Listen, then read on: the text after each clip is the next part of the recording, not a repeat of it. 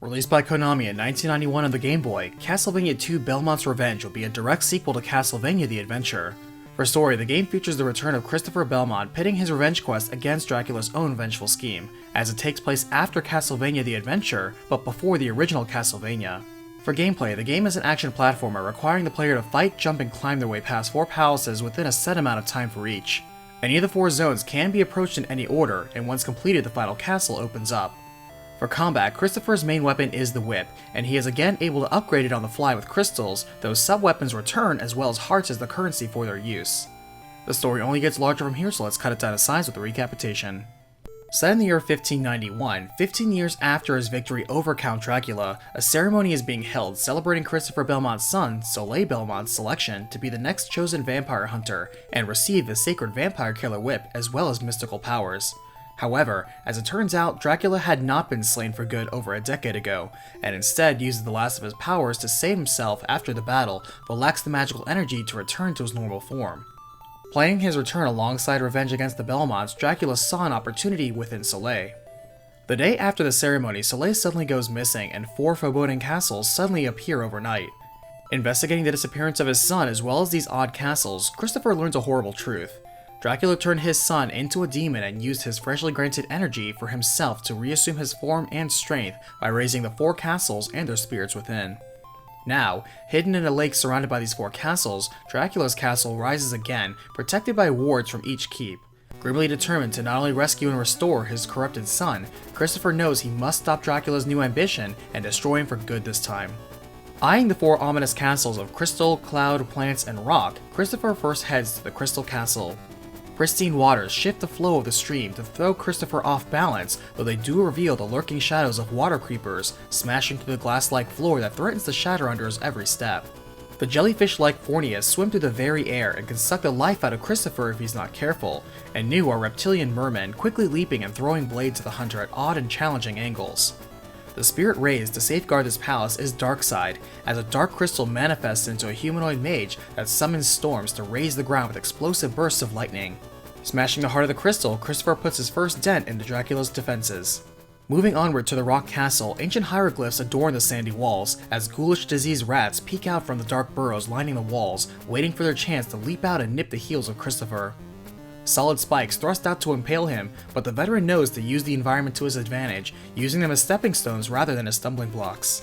Descending down the dismal depths of the deadly dungeon, supernatural darkness floods the floor, and only brief wavers in the power illuminate the pitfalls and platforms ahead, as Christopher must move forward with no light. As he avoids being crushed into a Christopher sandwich, common Punaguchis stuck to every wall do not surprise him, though he soon comes face to face with a lumbering armored Iron Doll, who wields a sword as big as the vampire hunter himself. Bashing the armor away, it burns off the foe as it straightens its long neck to reveal a tall, spindly demon underneath. It's faster and more agile without the armor weighing it down, able to send shockwaves through the air with each swing that would cut a normal man in half. But as Christopher cuts it down, he knows he is halfway there to rescuing his son.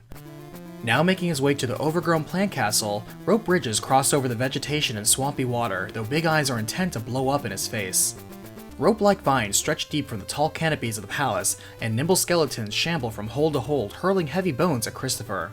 Shambling mudmen rise from the soft earth underneath amidst entangling undergrowth, while from above massive spiders drop down on webbing so thick even the warrior can use it as silky rope to swing across.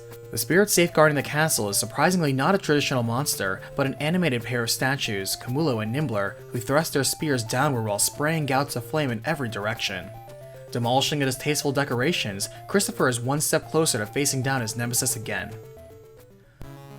Climbing now to the Cloud Castle, appropriately named as it stands above even the highest peaks of the land, Christopher finds deadly pulley systems adorn the innards. As the insane clockwork forces him to stay one step ahead of being grinded against the gears, he takes his mile-high fight to the sentinel spirit Angel Mummy. Flinging its blade-like bones between its twin skeletal columns and breathing fire, none of that stops Christopher in his mission to crush this evil and move on to his real quarry. With no guardian spirits to protect the keep, Castlevania now rises from the depths of the lake, fully formed and fully exposed.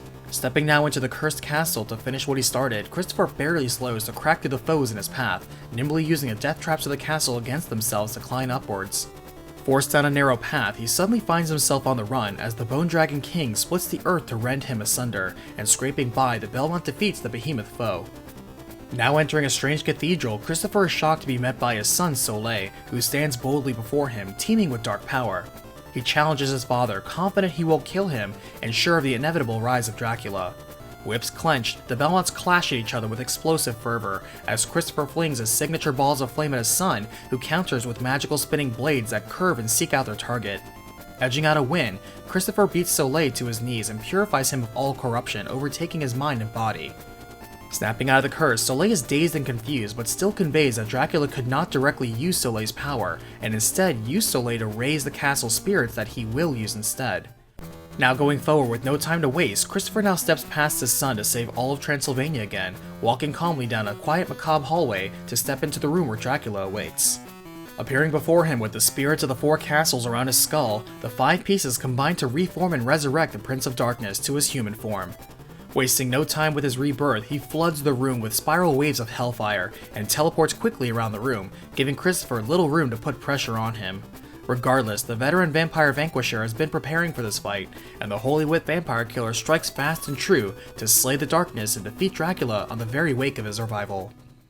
As the game ends, after denying Dracula his own revenge, Christopher and Soleil escape the collapse of the castle, and look on together to ensure there is no feint this time from the tricky sorcerer again.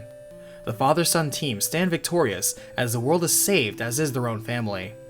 Using the scandal of Soleil's corruption as a learning lesson, the Belmonts keep that fact to themselves while also noting the 100-year cycle of rebirth of Dracula, celebrating their win for today, but already making plans and preparations for his timely return.